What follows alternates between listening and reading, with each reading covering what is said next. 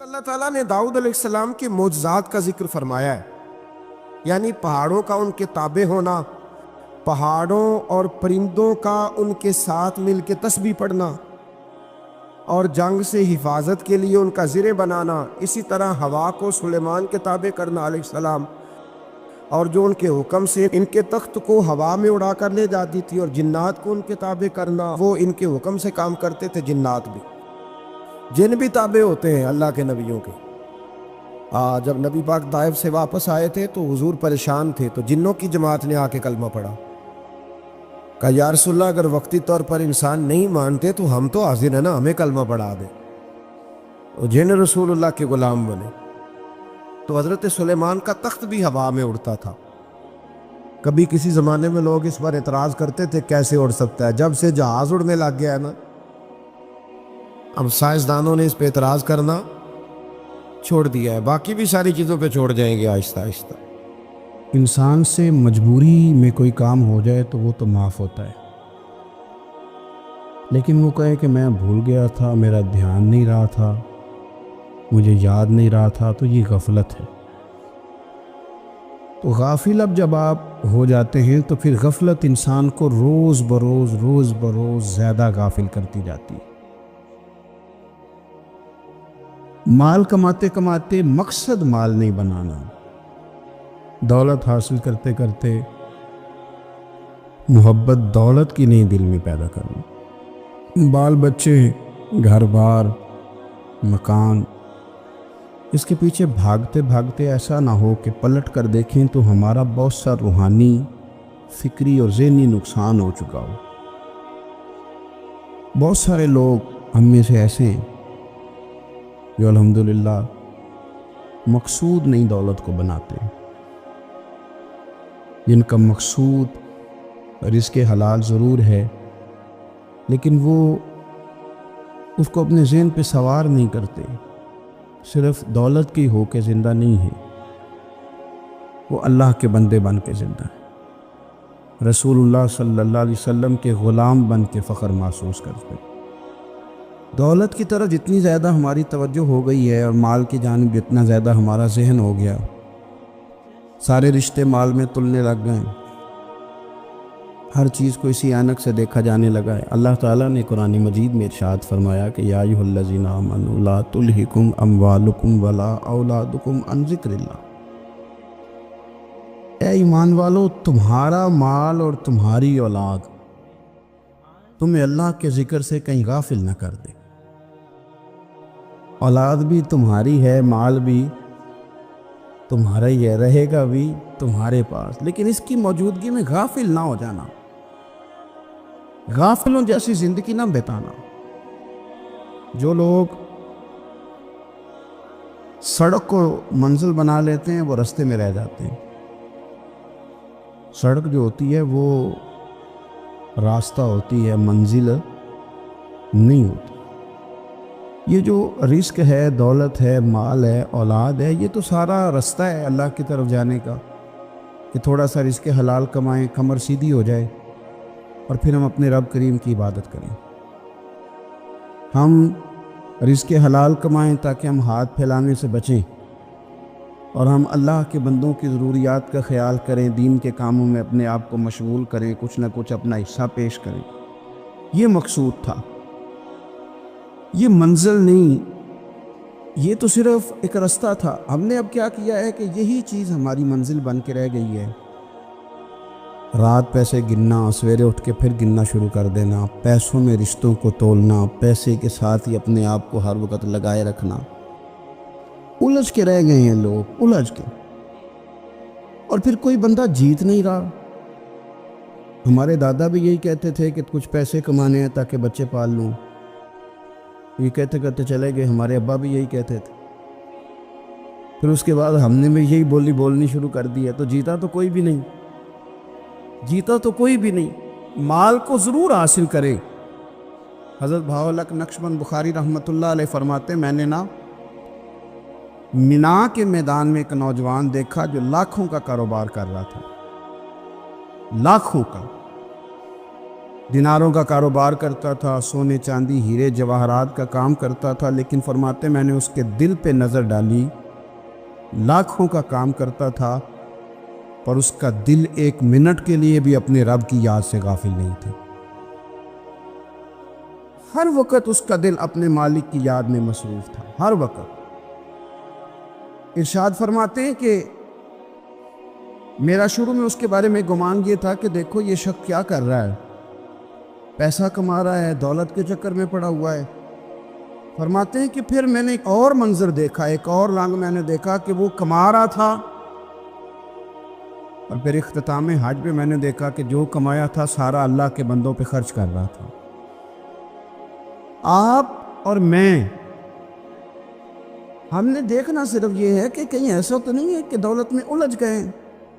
بہت سارے لوگوں نے یہ کہا تھا، ہم سنتے تھے جب کوئی آدمی جانے لگتا تھا نا پردیش پیسہ کمانے کے لیے، تو وہ کہا کرتا تھا کہ میں ملک سے باہر جا رہا ہوں، 2 4 5 سال لگا کے آؤں گا، واپس آ کے پھر یہاں میں نے کوئی کام کرنا، تھوڑے سے پیسے کماؤں تاکہ یہاں نہ پھر میرا سلسلہ کوئی بن جائے۔ وہ 3 سال لگانے گئے تھے پر 30 گزر گئے ہیں، لوٹ کے واپس کوئی نہیں آئے۔ وہ 4 سال کا کہہ کے گئے تھے پر سال 40 ہو گئے، لوٹے نہیں۔ کیوں نہیں لوٹے؟ اس لیے کہ پہلے مفاد چھوٹا تھا، خیال یہ تھا کہ تھوڑے سے پیسے آ جائیں گے، بچوں کا خرچہ چلنے لگ جائے، فیسیں پوری ہونے لگ جائیں، اور مجھے کسی سے مانگنا نہ پڑے تو بس پھر میں کامیاب ہوں۔ یہ طے کیا تھا۔ اس کے فوراً بعد پھر جب باہر گئے تو خیال آیا کہ نہیں، صرف پنکھے کا نہیں، اے سی کا بل بھی دینا پڑے گا۔ پھر تھوڑا اور آگے بڑھے تو خیال آیا کہ چھوٹی گاڑی پہ گزارا نہیں ہوتا، بڑی گاڑی نہ لے لیں۔ پھر خیال آیا کہ بڑی گاڑی لی ہے تو یہ تو اندر کھڑی نہیں ہوتی، سامنے والا پلاٹ مل جائے تو ذرا گراج اچھا بن جائے گا۔ پھر الجھتے الجھ گئے دوستو۔ پھر نہ مالک حقیقی کی جانب وہ نظر جو ہماری ہونی چاہیے تھی نہ رہی۔ ذوق سے نماز پڑھتے تھے، پھر ہماری نمازیں مختصر ہو گئیں۔ ہم سویرے اٹھ کے ذوق سے قرآن پاک پڑھتے تھے، پھر وہ وقت بھی ہمارا دفتر کی تیاری میں لگ گیا۔ رات درود شریف پڑھتے تھے، لیکن وہ بھی سارا ہمارا حساب کتاب میں وقت گزر گیا۔ ہم نے یہ سمجھا ہی نہیں کہ دولت کارخانہ نہیں دیتا، دولت سیٹ صاحب نہیں دیتے، دولت آپ کو آپ کی فیکٹری نہیں دیتی، دینے والے تو رب کریم کی ذات ہے۔ تو جہاں سے آنا تھا وہاں توجہ دینی چاہیے تھی کہ جہاں صرف ایک سبب تھا، ذریعہ تھا۔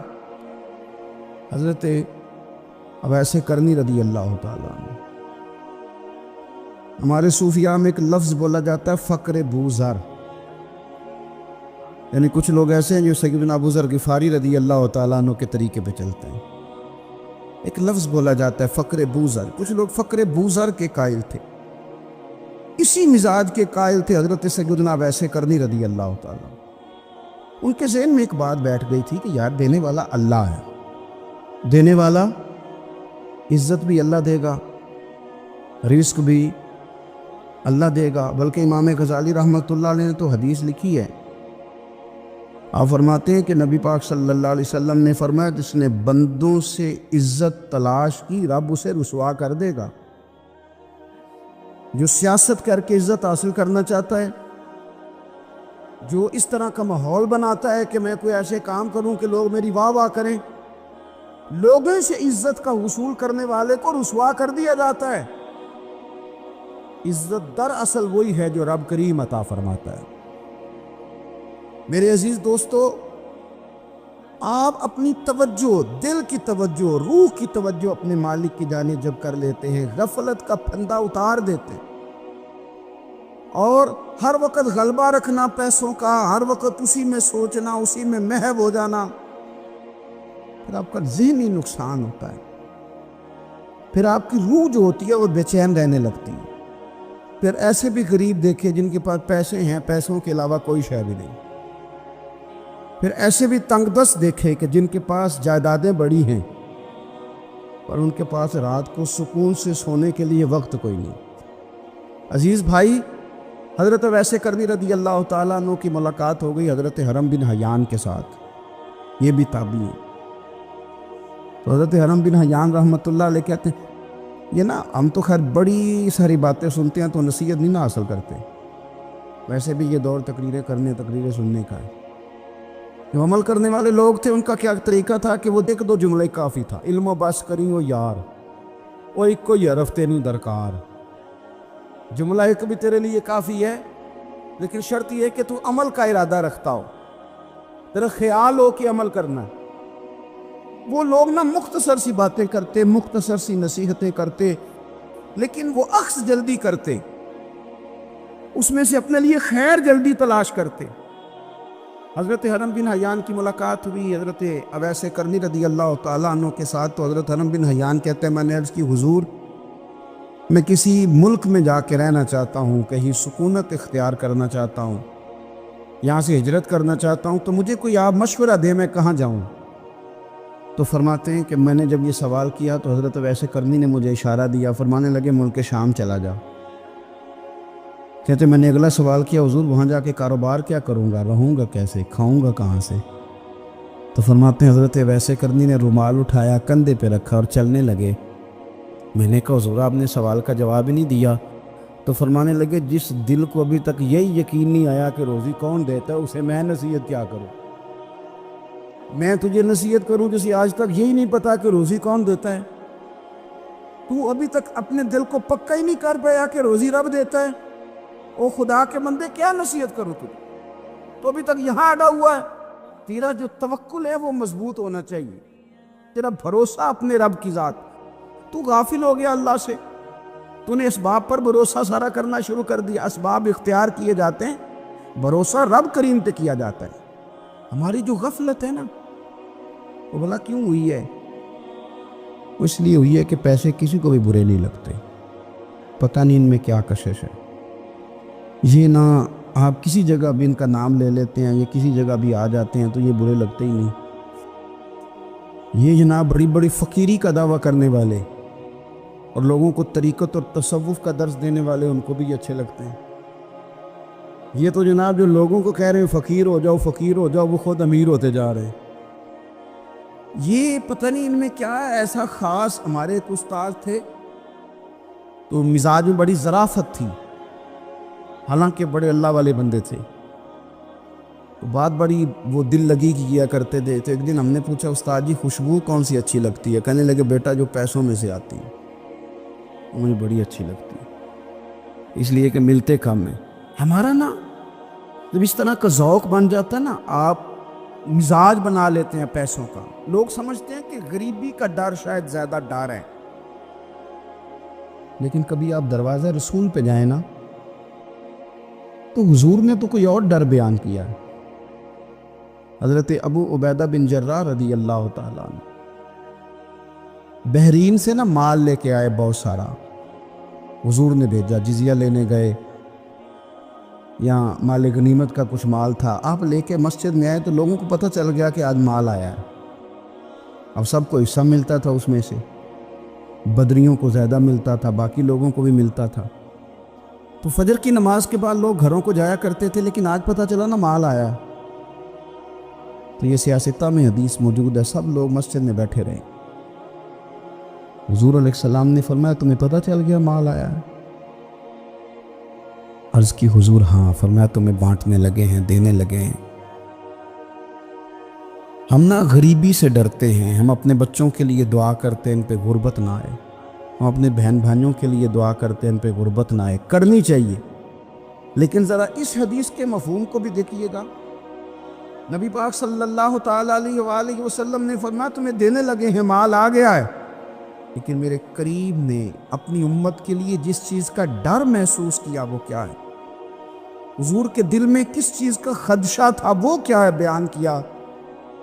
حضور فرمانے لگے لوگو مجھے تم پر غربت کا ڈر نہیں، یہ ڈر نہیں کہ تم غریب ہو جاؤ گے، بلکہ مجھے تو ڈر ہے کہ تم پر دولت پھیلا دی جائے گی، تم زیادہ مالدار ہو جاؤ گے۔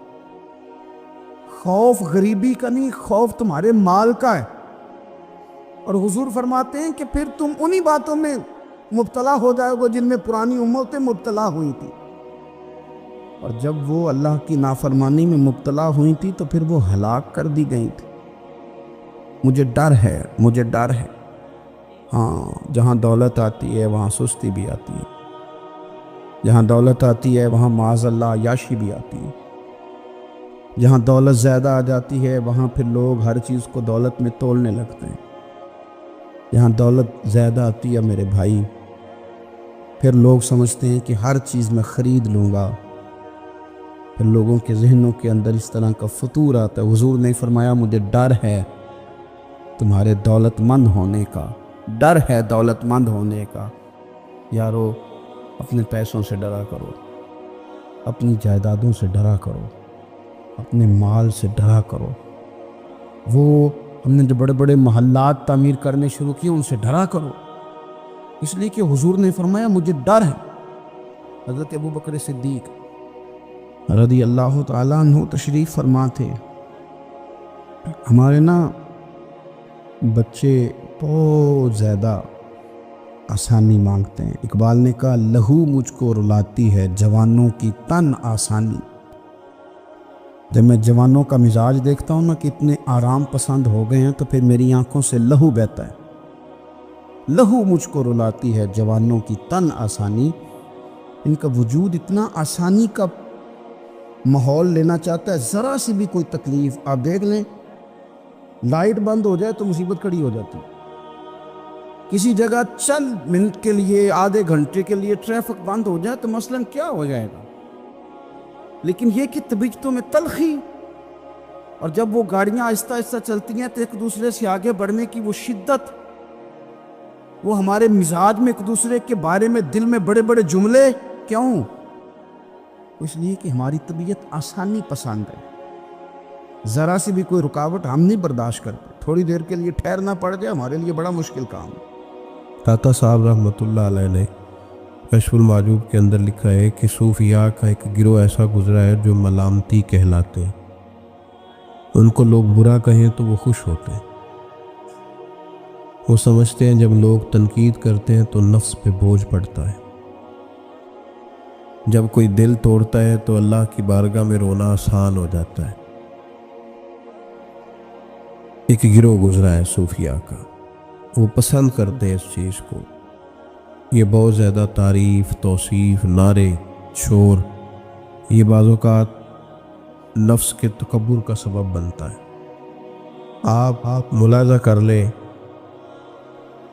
حضرت ابو بکر صدیق رضی اللہ تعالیٰ عنہ سے یہ سلسلہ چلا ہے۔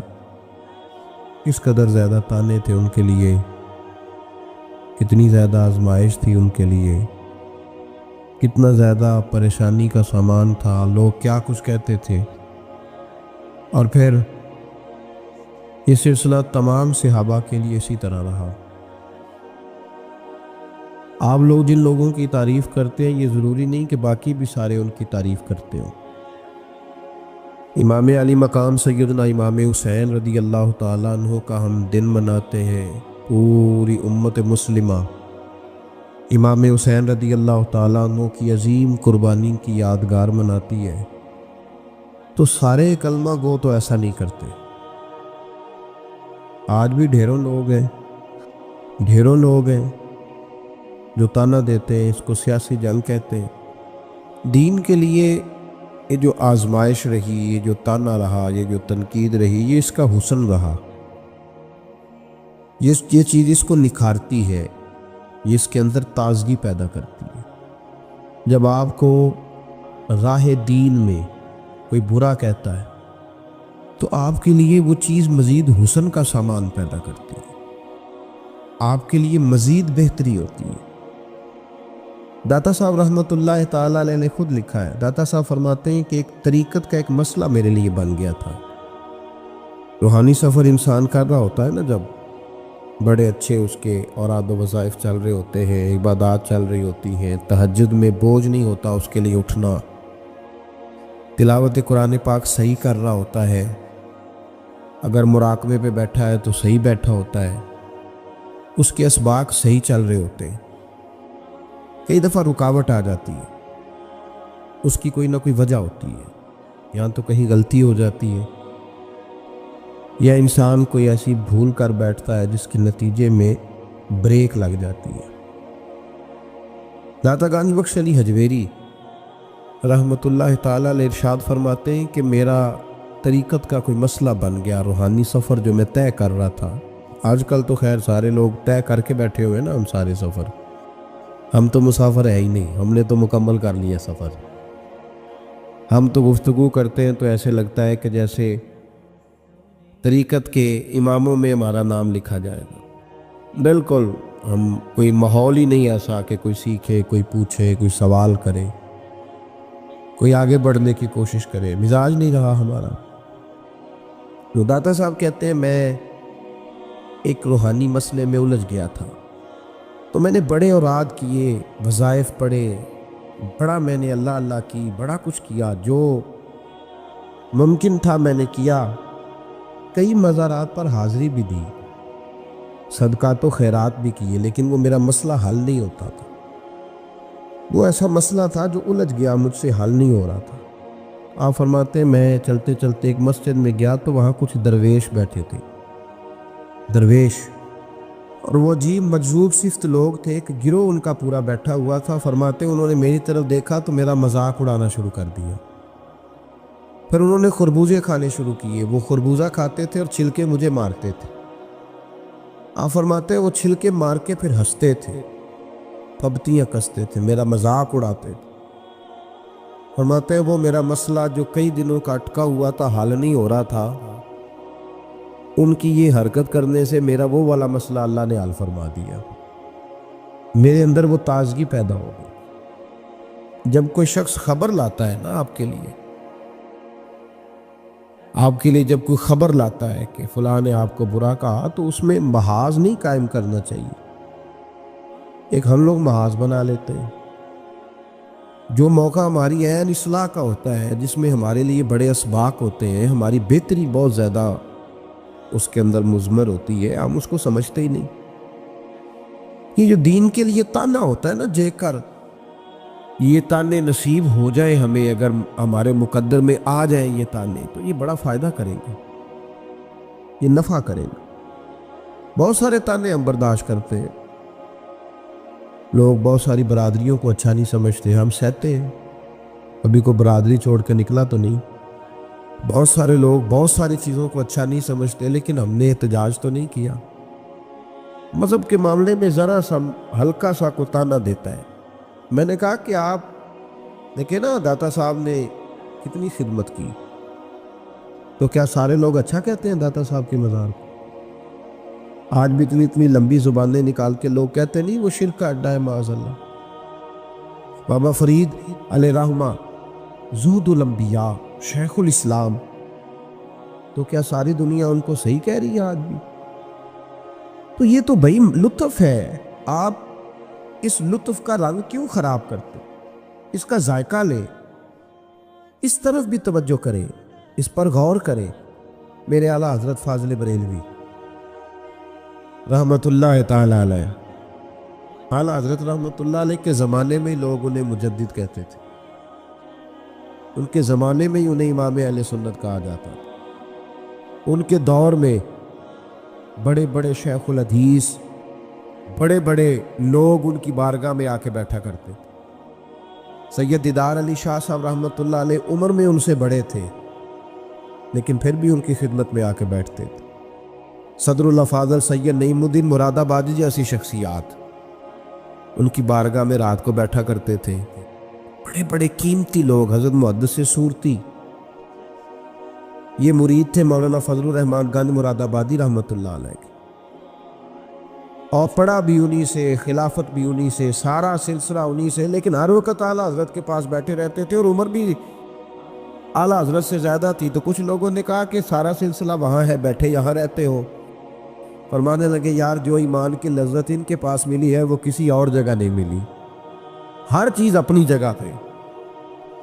لیکن اس کے ساتھ ساتھ ایک دوسرا پہلو بھی تھا، جس طرح آج لوگوں نے شور ڈالا ہے نا، اتنی تنقید شاید کسی شخص پہ ہوتی ہو جتنی فاضل بریلوی پہ معاذ اللہ کی جاتی ہے۔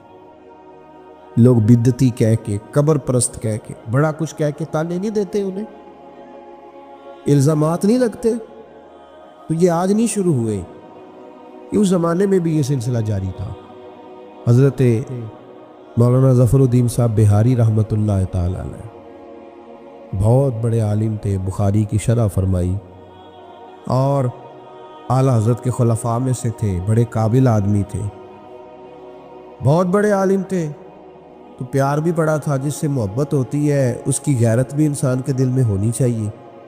تو خطوط پڑھنے کی اور جواب دینے کی ڈیوٹی بھی حضرت مولانا ظفر الدین بہاری رحمۃ اللہ علیہ کی تھی. تشریف فرما تھے، بیٹھے ہوئے تھے، تو خط آتے تھے. اب ہمارے ہاں ٹیلی فون آتے ہیں، کام آسان ہو گیا ہے. پرانے زمانے میں خطوط آیا کرتے تھے، اور خطوط کے جواب لکھنا ایک بہت بڑا کام ہوتا تھا. باقاعدہ مشائخ کے پاس کچھ لوگ ایسے موجود ہوتے تھے جو صرف خطوط کے جواب دیتے تھے، اور اگر کوئی فتوے کا معاملہ ہوتا تھا تو وہ فاضل بریلوی علیہ رحمہ خود لکھا کرتے تھے. تو خط کچھ آئے، مولانا ظفر الدین بہاری رحمۃ اللہ علیہ پڑھنے لگے، سنانے لگے، جواب اعلیٰ حضرت فرمانے لگے، وہ لکھنے لگے. تو ان خطوط کے اندر 2-3 خطوط ایسے بھی آئے جس میں لوگوں نے اعلیٰ حضرت کو گالیاں لکھی ہوئی تھی، معاذ بڑے سخت جملے کہے تھے، اور ایسی باتیں کہی تھیں کہ جو وہ پڑھتے گئے تو انہیں جلال آتا گیا. بڑے مریدین اعلیٰ حضرت کے حاجی لال خان جیسے بڑے رئیس اعظم لوگ تشریف فرما تھے. جب یہ خطوط پڑھے گئے، جلال آیا سب مریدین کو، اور جوش میں مولانا ظفر الدین بہاری کہنے لگے میں ان پر مقدمہ کروں گا، میں کچہری جاؤں گا، عدالت جاؤں گا، میں مقدمہ کروں گا، انہیں سزائیں دلواؤں گا. اعلیٰ حضرت رحمۃ اللہ علیہ مسکرا کے ان کا چہرہ دیکھنے لگے، فرمانے لگے اس طرح کر، ان کو بند کر، اور یہ میرے سے چابی لے، فلاں الماری کھول، اس کے فلاں دراز میں کچھ خط پڑے ہیں وہ بھی نکال کے لا. آپ کہتے میں گیا، وہ خطوط میں نکال کر کے لایا، اور لا کر میں پڑھا. ان کو کھولا تو کسی نے اعلیٰ حضرت کو امام اہل سنت لکھا ہوا تھا، کسی نے لکھا تھا مجدد آپ، کسی نے لکھا تھا کہ ہندوستان کے حسان بن ثابت بھی آپ ہی ہیں رضی اللہ. کسی نے کوئی لقب دیا، کسی نے کوئی. اعلیٰ حضرت فرمانے لگے ظفر الدین اس طرح کر یار، انہوں نے میری تعریفیں کی ہیں، پہلے انہیں جائیدادیں بانٹنا، تو پھر تنقید کرنے والے پہ مقدمہ بھی کر لینا. انہیں پہلے جائیدادیں بانٹنا، ان کے لیے انعام کا اعلان کر. اور پھر بڑا خوبصورت اور قیمتی جملہ جو صوفیاء کی روحانی تربیت کے لیے بڑا قیمتی ہے، بڑا خوبصورت جملہ کہا. آپ فرمانے لگے مجھے بتاؤ تو صحیح، میرا ان کے ساتھ ذاتی جھگڑا کیا ہے؟ یہ جو مجھے گالیاں دیتے ہیں، میرا جھگڑا کیا ہے ان کے ساتھ؟ کوئی زمین کا میرا ان کے ساتھ لین دین کا معاملہ؟ کیا جھگڑا ہے؟ جھگڑا یہ ہے کہ یہ کہتے ہیں جیسا علم نبی پاک کو ہے ویسا جانوروں پاگلوں سب کو ہے، تو میں انہیں کہتا ہوں تم کفر بکتے ہو. یہ کہتے ہیں لاٹھی تو فائدہ دیتی ہے، محمد اور علی تو اتنا فائدہ بھی نہیں دیتے ہیں، تو میں انہیں کہتا ہوں تم کفر بکتے ہو. یہ کہتے ہیں اللہ جھوٹ بول سکتا ہے معاذ اللہ، تو میں کہتا ہوں تم کفر بکتے ہو. یہ کہتے ہیں حضور کے بعد بھی کوئی نبی آئے تو ختم نبوت میں فرق نہیں پڑتا، تو میں کہتا ہوں تم کفر بکتے ہو. یہ کہتے ہیں گدھے بیل کا خیال آئے تو نماز نہیں ٹوٹتی، نبی پاک کا آ جائے تو ٹوٹ جاتی ہے. تو فرمایا میں انہیں کہتا ہوں میرا ان کے ساتھ جھگڑا کیا ہے؟ یہ بس جھگڑا ہے. فرمایا چل ظفر الدین انہیں مجھے گالیاں نکالنے دے، جب تک مجھے گالیاں لکھتے رہیں گے میرے نبی کی توہین میں تو کوئی جملہ نہیں نہ لکھیں گے. لکھنے دے مجھے گالیاں. جے کر یار دے نام دا ملے بیڑا، چولی پا لئیے پنجے سٹیے نا. تو یہ کر یار دے نام دی ملے سولی، چوٹا چوٹ لئیے پیشاں ہٹی. ہمارے بزرگوں نے ہمیں سکھایا ہے ملامت نفع کی چیز ہے. جب آپ حق بات کہتے ہیں تو بہت سارے لوگ ایسے ہوتے ہیں جن کو وہ بات اچھی نہیں لگتی. اپنی طبیعت کے اندر یہ تازگی پیدا کریں. درس یہ ہے آج کا کہ یہ تازگی اپنی طبیعت میں پیدا کریں. اور بڑی جلدی پریشان ہو کے بکھر جانا، بلکہ کچھ ساتھی بکھرتے ہیں، کچھ بکھرتے ہیں، بالکل بکھر جاتے ہیں۔ آپ بکھرے نہیں۔ اگر کوئی شخص 2 منٹ کے لیے کہہ ہی دیتا ہے کہ پتہ ہے مجھے تو پہلے کیا تھا، آج تو نے وہاں جا کے داڑھی رکھ لی ہے، تو اس سے آپ کی داڑھی کا ثواب بڑھ جائے گا، کم نہیں ہوگا۔ اس سے آپ کا اجر اسے بڑھے گا، آپ کو فائدہ زیادہ ہوگا۔ جتنی نیکی دقت کے ساتھ ہوتی ہے اتنا اللہ اجر زیادہ عطا فرماتا ہے۔ آپ بڑی جلدی پریشان نہ ہوا کریں، بڑی جلدی آپ جو ہے وہ اس طرف توجہ نہ کیا کریں کہ یہ مجھے فلاں آدمی یہ کہہ رہا ہے تو اب کیا بنے گا، کس طرح کر کے یہ سلسلہ چلے گا۔ یہ ہمارے بزرگوں نے، ہمارے مشائخ نے، ہماری تربیت کرنے والوں نے یہ اسباق ہمیں پڑھائے کہ اس سے فائدہ ہوتا ہو، اس سے نفع ہوتا ہے۔ بہت سارے لوگ کہتے ہیں میں نے داڑھی رکھ لی تو میرے اندر بڑی کمی ہے، تو لوگ کہیں گے، بہت سارے لوگ تانا دیتے ہیں داڑھی رکھ کے تو اس طرح کرتا ہے۔ تو بھائی بات یہ ہے کہ داڑھی رکھنے کے بعد معصوم کون ہو جاتا ہے؟ یہ کس نے فتویٰ دیا ہے کہ جو رکھ لے وہ معصوم ہے، اب اس سے غلطی نہیں ہوگی؟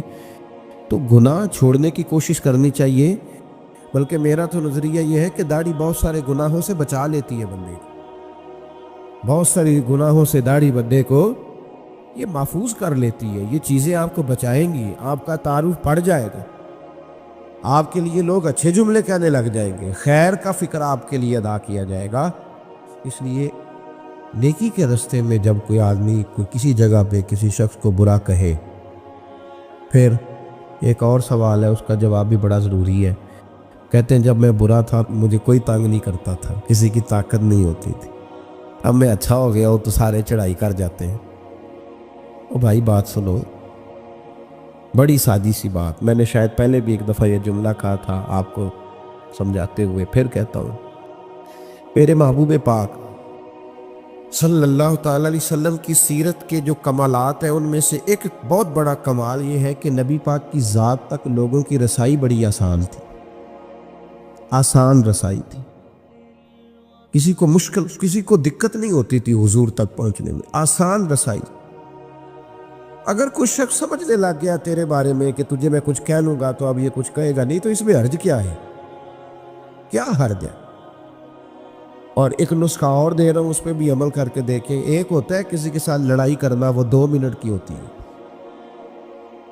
آپ کو کسی نے کچھ کہا، جواب میں آپ نے 2-3 باتیں کی، تو یہ 2 منٹ کی جنگ ہے، یہ ختم ہو گئی۔ اس سے آپ کو سکون نہیں ملے گا، اور اگر آپ سزا دینا بھی چاہتے ہیں تو سامنے والے کو سزا نہیں ملے گی۔ لیکن اگر سامنے والے نے سخت جملہ کہا اور آپ نے مسکرا کے اسے دیکھا اور پھر آپ نے خاموشی اختیار فرمائی، آپ تو خوش ہو کے گھر آ جائیں گے، وہ ساری رات سو نہیں سکے گا۔ اس کے لیے مشکل بن جائے گی کہ میرے ساتھ اس نے کر کیا دیا ہے، کیا کر دیا اس نے میرے ساتھ، کیا اس نے کر دیا میرے ساتھ۔ تو ملامت فائدہ مند چیز ہے، اس کو حاصل کریں، یہ ہمارے بزرگوں کا طریقہ ہے۔